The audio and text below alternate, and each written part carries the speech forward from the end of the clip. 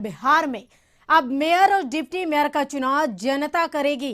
बिहार नगर पालिका संशोधन अध्यादेश 2022 की अधिसूचना जारी कर दी गई है।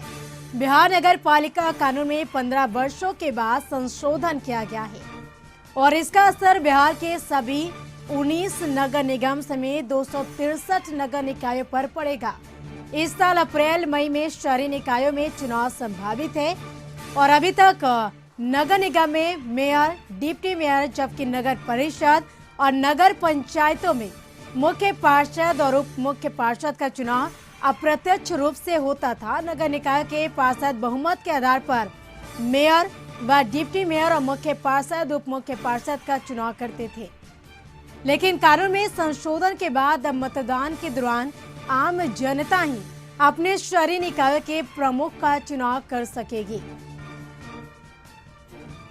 और अधिक जानकारी के लिए पटना से हमारे ब्यूरो चीफ अशोक मिश्रा हमारे साथ जुड़ चुके हैं फोन पे। अशोक जी, देखा जाए तो बिहार में अप्रैल मई में शहरी निकाय चुनावों में अगर बात की जाए तो नगर निगम हो या फिर नगर पंचायत हो, जिसका चुनाव होना है, और ऐसे में इसके पहले बिहार सरकार ने एक बड़ा फैसला लिया है कि अब सीधे तौर पर बिहार में मेयर और डिप्टी मेयर का जो चुनाव है वो जनता जनार्दन करेगी। बिल्कुल, देखिए करिश्मा, लगभग 15 वर्षों के बाद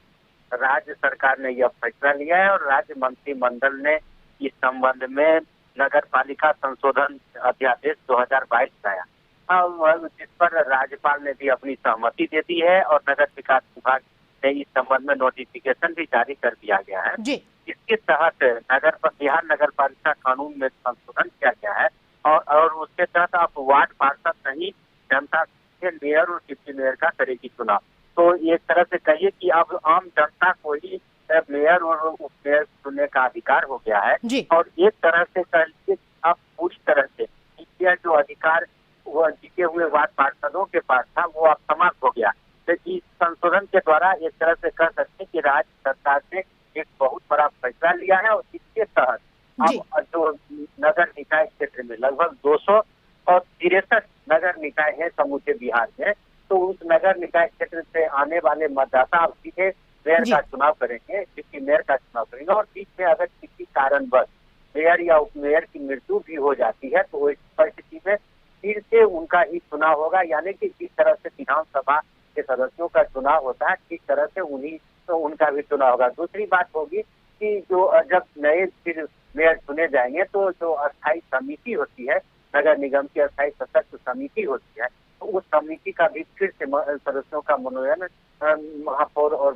डिप्टी महापौर करेंगे। तो एक तरह से कहिए कि राज्य सरकार का यह बहुत बड़ा फैसला है और इसका सबसे बड़ा गुण ये है, इससे सबसे ज्यादा फायदा ये है कि नगर निकायों में जो अराजकता की स्थिति थी, यानी कि वार्ड पार्षदों की खरीद फरोख्त और भारी पैमाने पर आर्थिक ताकत लगा करके जो मेयर और उप मेयर की कुर्सी पर काबिज होते थे, उनको हटाने के लिए भी वार्ड पार्षद लगातार प्रयास में रहते थे और इस तरह से अस्थायी काम नहीं हो पाता था। बिल्कुल, अगर देखा जाए अशोक जी कि जिस प्रकार से नगर निकायों की अगर हम बात करें तो इन सर्वोच्च पदों के लिए जो वार्ड प्रतिनिधि है वो वोटर नहीं होंगे, बल्कि अब सीधे तौर पर जो जनता है वो अपने पसंदीदा उम्मीदवारों को चुन सकेगी। तो कहीं ना कहीं इसका असर जो वो देखने को खासा मिलेगा।